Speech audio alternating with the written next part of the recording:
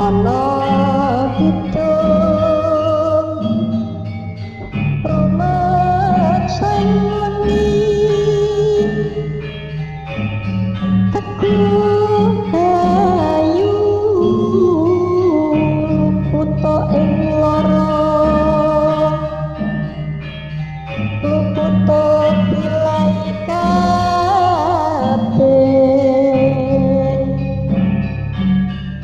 jin setan tatan purun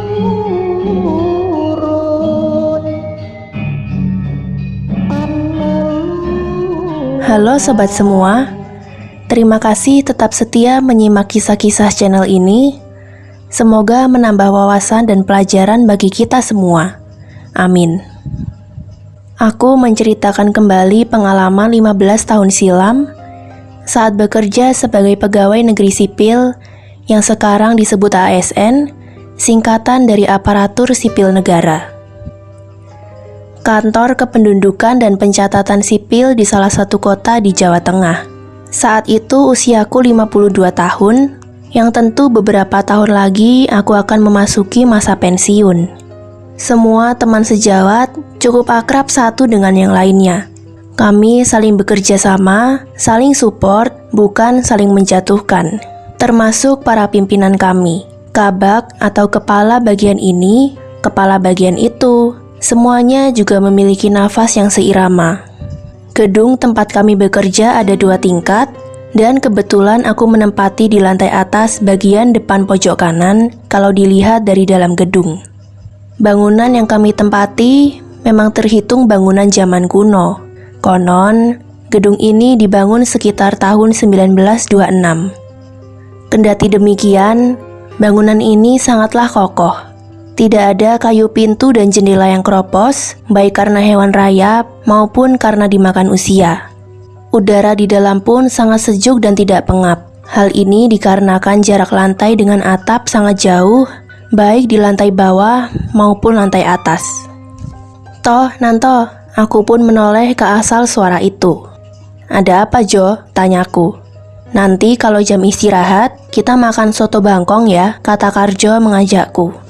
Iya Jo, aku mau, sautku lagi. Makan siang dengan soto ayam bangkong pasti segar. Makanan khas Semarang itu sudah tersebar di kota-kota lain se-Jawa Tengah, termasuk kotaku. Memang benar kalau arti kata bangkong itu nama dari satu kawasan di Semarang. Aku pun berboncengan menuju ke depot atau tempat makan soto ayam tersebut. Nampak sudah ramai yang beli. Singkat kata, kami berdua makan dengan lahapnya sampai nambah sekali lagi karena lezat dan segar. Setelah dirasa makanan di perut sudah mulai turun, aku dan Karjo kembali ke kantor dengan perlahan. Dari mana Mas Nanto? Tanya Minuk. Dari makan Mbak Min, itu di soto bangkong, jawabku. Weh, orang ngajak-ngajak aku toh, kata Minuk dengan sedikit bercanda. Iyo Mbak, lain hari yo bareng-bareng ke sana, ucapku lagi pada Minuk yang meja kerjanya di samping mejaku. Tanpa sengaja, aku melihat lampu kantor di atasku menyala, aku bergegas menuju saklar lampunya untuk aku matikan. Memang tidak berpengaruh, karena ventilasi gedung ini cukup banyak dengan jendela berukuran besar, sehingga sangat terang walau tanpa lampu. Tidak lama terdengar suara perempuan berteriak minta tolong. Aku dan beberapa teman lain bergegas ke arah belakang di mana sumber suara itu berasal. Ono opo Mbak Yati? Tanyaku pada Yati yang kelihatan ketakutan itu. Ya wes, ngombe sik yuk Yati. Ya udah, minum dulu Mbak Yati, kata Minuk menimpali. Setelah agak tenang, dia pun bilang katanya ada sosok perempuan berkemben kain mori yang sudah kumal ada di dalam kamar mandi. Tadinya dia pikir itu tamu yang mengurus surat. Namun setelah diperhatikan, bajunya cuma kembenan dan berbahan kain untuk kafani mayat. Jadi dia langsung teriak. Dan benar, saat itu juga perempuan itu lenyap. Aku mendengar itu bergidik juga dibuatnya, karena selama ini di kantor tidak pernah ada kejadian seperti itu. Sorenya, pimpinan memanggilku di ruangannya di lantai bawah. Beliau mengatakan kalau besok memintaku untuk lembur mengejar kerjaan yang menumpuk, aku pun mengiyakan. Sore ini jam 3:30 aku pulang ke rumahku. Pagi jam 7 aku sudah tiba di kantor dan kulihat lampu di atasku masih menyala, padahal lampu yang lainnya sudah dimatikan. Setelah aku matikan, aku pun mulai mengecek berkas-berkas kependudukan tahun kemarin yang masih belum sesuai dengan data yang didapat dari kelurahan. Beragam dalam hal ketidaksesuaian itu. Ada yang tanggal lahirnya tidak sama, ada yang tahunnya tidak sama, ada yang sudah pindah namun tidak melapor, dan lain sebagainya. Kekurang disiplinan masyarakat yang membuat hal itu terjadi. Termasuk kami yang duduk di pemerintahan terkesan kurang cekatan, kurang cepat dalam memperbaharui data kependudukan, jadinya seperti ini. Sekitar jam 9, ada 2 tamu perempuan menanyakan tentang surat pencatatan sipil. Aku serahkan saja ke Dini karena aku lagi sibuk mengoreksi data kependudukan. Silahkan Mbak, dengan Mbak Dini ya, kataku pada tamu tersebut. Mungkin saking konsennya, tidak terasa sudah waktunya jam istirahat kerja. Ya udah, aku makan dulu di warung sebelah, gumamku. Setelah selesai, aku bergegas kembali ke mejaku untuk meneruskan pekerjaan yang menumpuk. Suasana di lantai 2 sepi banget, hanya aku seorang. Maklum, ini memang masih waktunya istirahat. Ketika aku sedang bekerja, tiba-tiba ada seorang bapak masuk di lantai atas, kemudian duduk terdiam di kursi yang berada di pojok kiri. Aku berpikir, itu pasti sedang menunggu pegawai di sini yang lagi istirahat. Sebentar kemudian, saat kutoleh orang tadi, ternyata sudah ada satu orang lagi. Seorang perempuan setengah baya, yang aku bahkan tidak mendengar suara langkahnya saat perempuan itu ke lantai ini. Mereka rupanya saling diam, bahkan terlihat sangat diam bagaikan patung. 5 menit kemudian aku bertanya pada mereka, "Mau bertemu dengan siapa, Pak?" Lelaki itu diam saja. "Mau bertemu dengan siapa, Bu?" Ternyata yang perempuan juga diam saja, menengok pun tidak. Aku tidak yakin kalau mereka tidak mendengarku. Tiba-tiba bulu kuduku berdiri, semacam pertanda bahwa ada yang tidak beres di lantai ini. Aku lagi berpikir, apa didatangi saja atau dibiarkan saja. Kulihat jam dinding, istirahat masih 35 menit lagi. Jujur, aku tidak tahan kalau seperti ini terus selama setengah jam. Akhirnya aku putuskan untuk mendekati mereka. Baru setengah jalan, mendadak 2 orang asing tersebut lenyap seketika.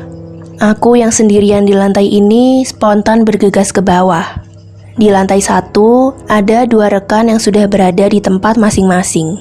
Setelah agak tenang dan bisa berpikir jernih, aku kembali ke atas lagi. Tidak ada lagi 2 sosok asing tadi. Dan ketika aku lihat mejaku, aku sangat terkejut. Kertas-kertas berkas sudah amburadul, seperti habis diacak-acak orang. Antara takut dan jengkel, aku ambil satu demi satu kertas yang berserakan di meja dan di lantai.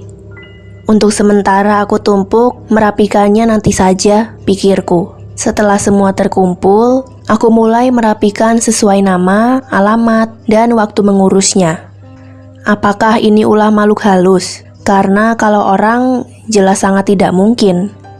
Satu persatu terdengar teman-temanku menaiki anak tangga menuju ke lantai tempat aku sekarang. "Ada apa Mas Nanto? Kok seperti kesal gitu?" seloroh Yunus, temanku. "Gak apa-apa kok Mas, hanya kecapean aja kali," ucapku pada dia. Kami pun kembali bekerja dengan tenang dan hening. Tidak terasa sudah sore, waktunya siap-siap pulang ke rumah masing-masing. "Mas Nanto, nanti lembur dengan aku kan?" ucap Wadi. "Iya Wad, kita berempat yang lembur nanti," jawabku pada Wadi. "Oke Mas, sampai nanti di sini jam 7 ya," ujar Wadi sambil berjalan menuju ke tangga. Singkat kata, jam 7 kurang seperempat malam, aku sudah sampai di kantor. Lantai bawah terlihat gelap, hanya lantai atas yang lampunya masih menyala. "Halo Pak Dul," sapaku pada penjaga pintu, sekaligus penjaga malam di kantor ini. "Iya Mas Nanto, monggo. Lembur nggih?" tanya Pak Dul. "Iya Pak, saya naik dulu ya Pak Dul, monggo," ujarku. Monggo Mas Nanto, jawab Pak Dul sambil menyalakan lampu agar aku kelihatan jalan menuju ke tangga. Sesampai di atas, baru aku yang datang duluan. Dan aku lagi berpikir, kenapa lampu yang di atasku saja yang menyala, sementara banyak lampu di lantai atas ini. Lagi pula, tadi Pak Dul baru tahu kalau aku akan lembur. Tapi sudahlah, itu bukan urusanku. Tidak lama, Wadi datang beriringan dengan Pak Dul. Beberapa lampu dinyalakan oleh Pak Dul, lalu dia kembali ke bawah. Sudah tadi datangnya, Mas? Tanya Wadi. Enggak juga, baru aja kok, disusul kamu datang, kataku. Oh iya Wad, bantu aku dulu merapikan berkas-berkas ini ya. Kemudian kami berdua mulai menata satu persatu berkas kependudukan berdasarkan nama dan lain-lain. Sekitar jam 8, tiba-tiba listrik padam. Waduh, apa sekeringnya kali, pikirku. Aku perlahan berjalan ke jendela depan, nampak lampu jalan raya di depan gedung ini juga padam, berarti dari pihak PLN. Semoga tidak lama. Nampak cahaya lilin dari arah anak tangga, rupanya Wadi yang membawanya dari bawah. Wat, Pak Dul masih ada di bawah, tanyaku. Ada kok Mas, ini lilin kan yang membelikan juga Pak Dul, jawab Wadi sambil menaruh lilin itu di dekat kusen jendela. Dari gerakan lidah api lilin, bisa dipastikan kalau malam ini tidak ada angin, padahal tidak lagi mendung. Tiba-tiba kursi di bagian pojok kiri gedung berderit, seolah ada yang menggesernya. Aku dan Wadi terkejut, tapi tidak bisa melihat dengan jelas ada siapa di kursi tersebut. Sementara cahaya lilin hanya sanggup memberi terang sampai sepertiga gedung saja. Telinga kami terus dengan cermat menunggu suara berikutnya. Sepertinya tidak ada suara lagi, Wat, bisikku pada dia. Pelan-pelan terdengar suara langkah kaki menaiki tangga. Spontan aku bilang, Pak Dul ya? Tidak ada sautan. Suara itu terus terdengar walau samar-samar. Belum juga kami memastikan siapa yang sedang menaiki tangga, mendadak berkas di mejaku kembali teracak-acak seperti tertiup angin yang kencang, padahal api lilin masih terlihat tenang. Kami kemudian mengumpulkan lagi berkas yang berserakan untuk aku tumpuk di atas meja. Kenapa bisa seperti itu ya Mas? Ucap Wadi dengan nada bicara yang sudah ketakutan. Aku yang juga sudah ketakutan ini tidak mampu menjawab apa penyebabnya. Yang ku tahu, ini semua ulah hantu di gedung ini. Mas, aku takut. Gimana kalau kita turun saja sampai listrik kembali normal? Tanya Wadi dengan wajah penuh harap. Ayo Wad, kita masing-masing membawa satu lilin ya, tapi tunggu dulu. Mending semua berkas aku masukkan ke laci meja saja biar aman. Wadi pun melakukan hal yang sama pada berkas di mejanya. Kemudian kami mulai berjalan menuju tangga penghubung ke lantai bawah. Begitu sampai di depan tangga, kami kembali dikejutkan oleh suara derit kursi dan yang kali ini lebih keras. Tanpa banyak berpikir, aku segera menuruni anak tangga bersama Wadi. Sesampai di bawah, aku dan dia langsung menuju pintu depan.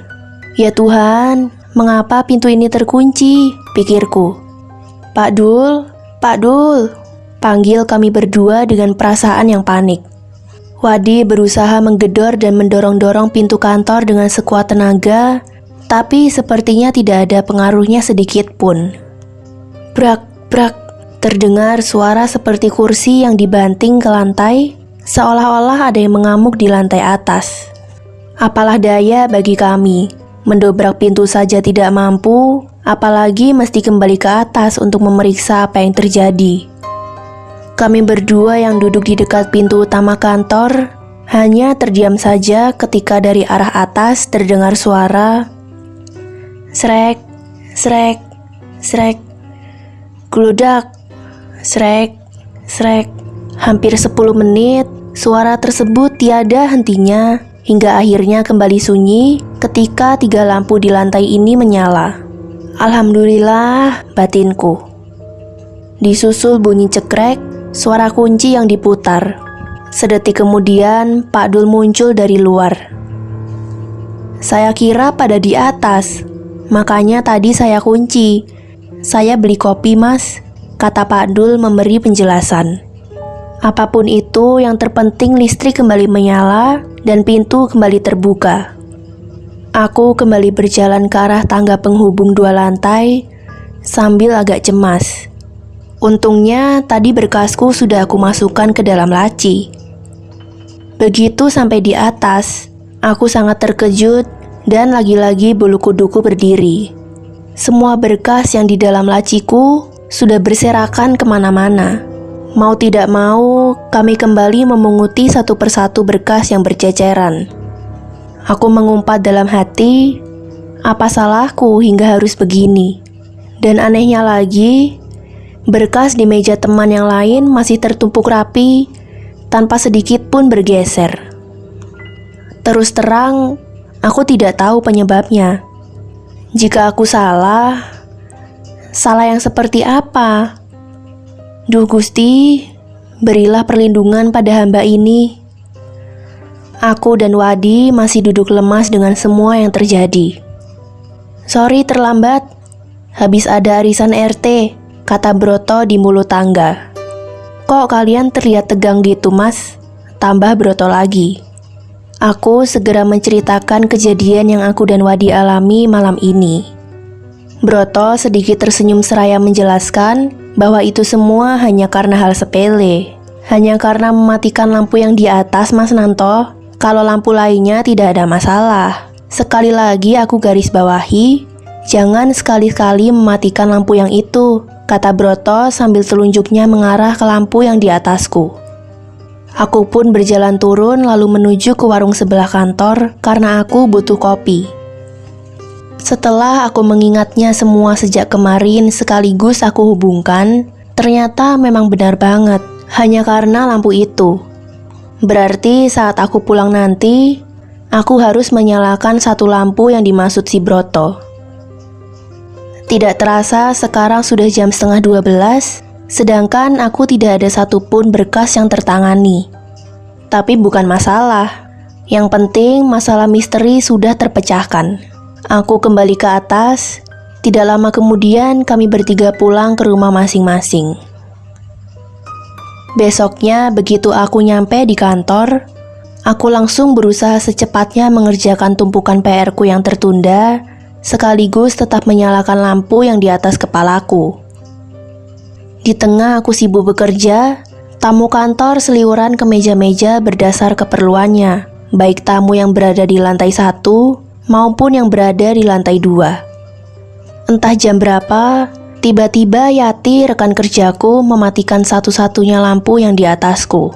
Mbak Yati, kenapa dimatikan? Tanya Wadi. Menghemat listrik, Mas. Lagian tanpa lampu sudah terang kok, kata Yati.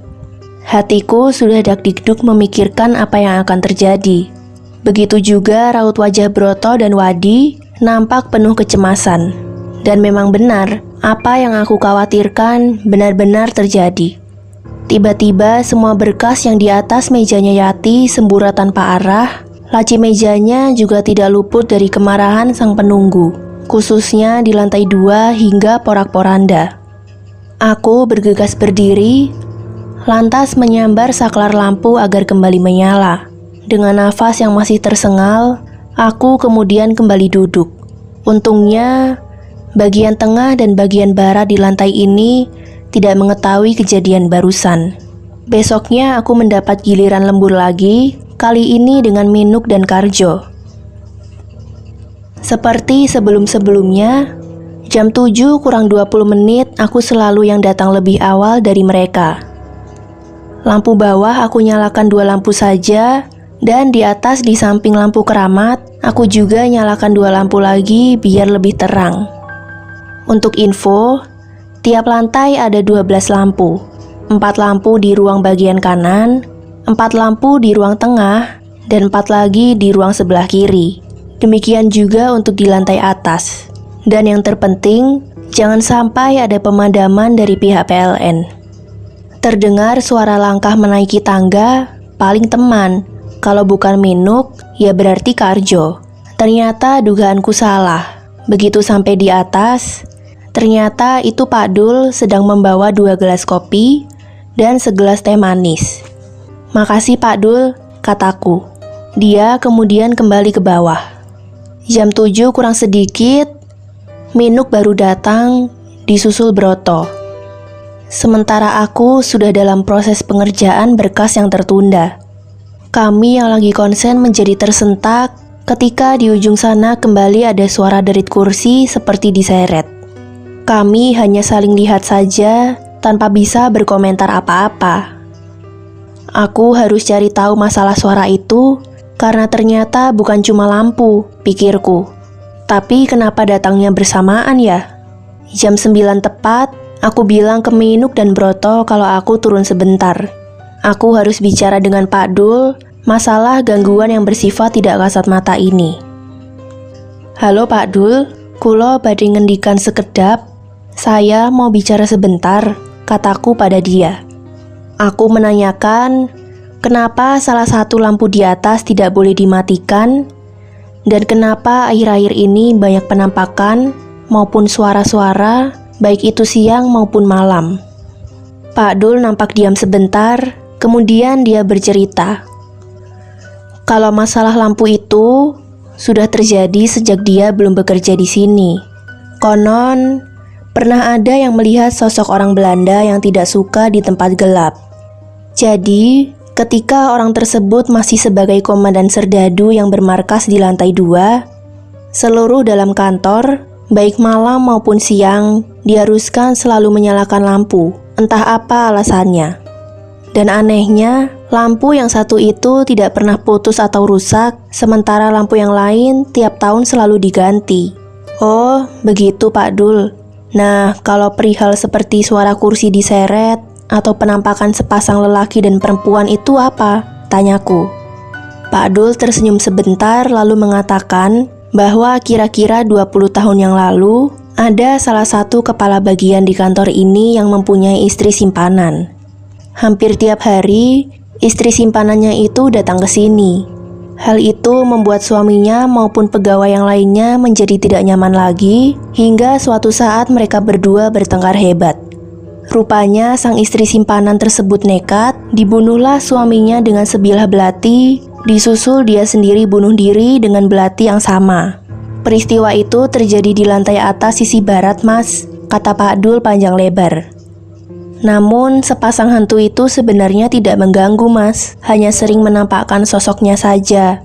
Justru yang mengganggu itu, yang sosok orang Belanda. Karena kalau sudah marah, maka barang-barang yang dianggap mengganggunya akan diobrak-abrik. Serem-serem ya Pak ceritanya.